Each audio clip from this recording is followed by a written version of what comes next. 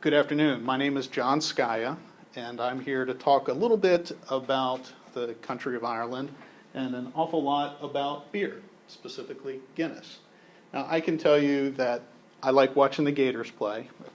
Got the Gator tie. I like my grandkids, but I love my beer. When I started drinking beer, I just a teenager, and I'm sorry, maybe I'm a bad influence, but all I cared about was getting the cheapest beer at a time when I could find it and getting, massive quantities inside me. And what really sort of sparked a change was I was looking for beer with more alcohol content. What a shame. And started drinking some separate beers, and then I finally discovered Guinness, which, at least for me right now, seems to be sort of the pinnacle of beers as far as I'm concerned. So this is a great time for beer. Beer is very popular right now. We have several local breweries. First Magnitude is one, Swamp Head is another one, and we have so many varieties, but Guinness has been around for so long, and it's nice to be able to go back and kind of see some of the history of what makes beer interesting. So we have beer. What I'm going to talk about today is beer in general, then stouts, and finally Guinness specifically. Beer is a very simple formula. It's water, it's hops, it's malted barley, some other grains, and yeast, and that's it. So they take all these ingredients, less the yeast, and they throw them all in a big vat, and they boil them up together, and that's called the wort. And then they let that cool, and they add the yeast. The yeast ferments, takes the sugar in the malted barley, and turns it into alcohol. It's been around for centuries, and not just centuries, but even longer than that. There are lots of varieties of beer, but there's really two major categories. One is ales and one is lagers. Now, ales is a relatively new invention, only been a couple of centuries. Ales are typically clear, less flavorful, more carbonated. When you think of ales, like popular American beers would probably be Budweiser, Coors, imports might be Corona. Anything that's relatively light and flavorful is very popular here in America. Different than that is a lager. Now, lagers have been around for, we know for sure, at least 10,000 years. We've seen pictures, hieroglyphics in Egypt talking about the different brands of beers, and it's probably older than that even. So when we look at lagers, they're going to be, in general, more flavorful, a little darker, not so carbonated, and they're really, there are some differences in the brewing process, whether the yeast is a top floating yeast and brews on the top, or as in ales or lagers, it's a bottom brewing yeast where the yeast sits on the bottom. The real key for all of these is the yeast. Yeast originally added carbonation as well as alcohol content. Beers can range from 2% alcohol to 15% alcohol, or 30 proof if you're used to proofs. So what makes stouts different? Stouts are lagers. It's a subset, so there's lots of different lagers. When you think of lagers, let's see, Killian's is an example of a lager. A Shock Top is a lager.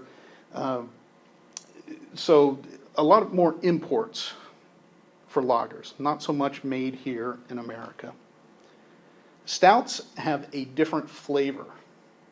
It's a richer flavor, deeper flavor. Some people describe it as being oatmeal-y or maybe roasted, like coffee flavor. So when you drink them, it's not exactly beer like you're used to. When you look at a stout, it's going to be very dark. Most of them you can't even see through. It's that dark. So when you hold up a pint of stout, completely opaque.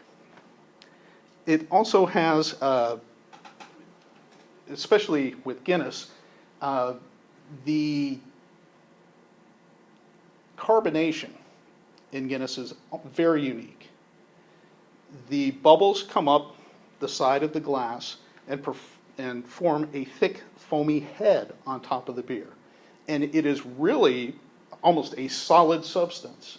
So it sits up on top. When you drink it, you end up with a foam mustache. It is one beer that you know that you're enjoying it from top to bottom.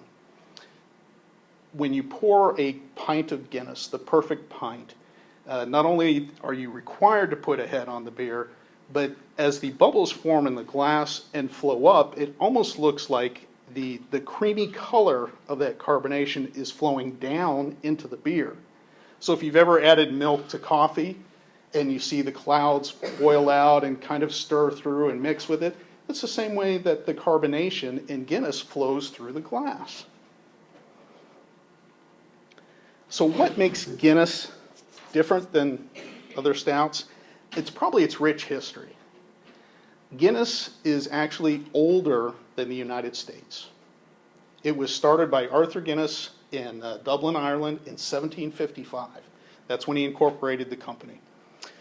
In 1755. In 1759, he signed a 9,000-year lease with the city of Dublin, Ireland, on a little 4-acre plot, and for about it was 100 pounds at the time, about $150 American, for 9,000 years. So he got the deal of a lifetime for that. And first started rolling out beer in 1769. That was when the first shipment of beer left the plant for another country. Arthur Guinness died in the early 1800s, but the name lived on, became very popular. Let's see, the slogan, "Guinness is good for you," became very popular here in the 1900s. And today, over 10 million glasses, pints of Guinness are drunk every single day. It is one of the most popular imports in America. Now, Guinness really cares about their beer. That's the reason they've been around for so long. The one thing that they didn't want to do was sell Guinness in a can. So it used to be you can only get Guinness at a pub, a bar, and eventually they went to bottles. But the real problem with Guinness in a can was they felt that people, when you pull the top on the can, you're going to miss that carbonation and the bubbles, the head of the beer, and it took them forever to try and figure out what to do with it. What they finally decided to do was they invented something brand new for beer. They called it the widget. It's actually a little plastic ball. I'm exaggerating. It's very small, big enough so that it won't pour out of the can. But when you pull the top, this ball is pressurized with nitrogen and beer. And when you release the pressure on the can, all that nitrogen bubbles out of the widget and into the beer, so you get an extra burst of carbonation into the beer. It is something unique to Guinness. They have a patent on it. Beer is good, but nothing is like Guinness. So Jack Nicholson once said, beer, it's the best damn drink in the world. And it really is. But Guinness is the best damn beer in the world. It's an ale. It's the oldest type of beer. It is a stout, which makes it unique among beers. And Guinness is the best for a good reason. Thank you, Arthur Guinness. Because they love their beer and they love their customers. So on February 13th, they have a celebration, unofficial holiday, which is Drink a Pint of Guinness Day. If you're in a pub on February 13th, it's the day before Valentine's Day, just consider having a pint of Guinness, giving a quick toast to Arthur Guinness, and enjoy one of the finest beers in the country. Thank you.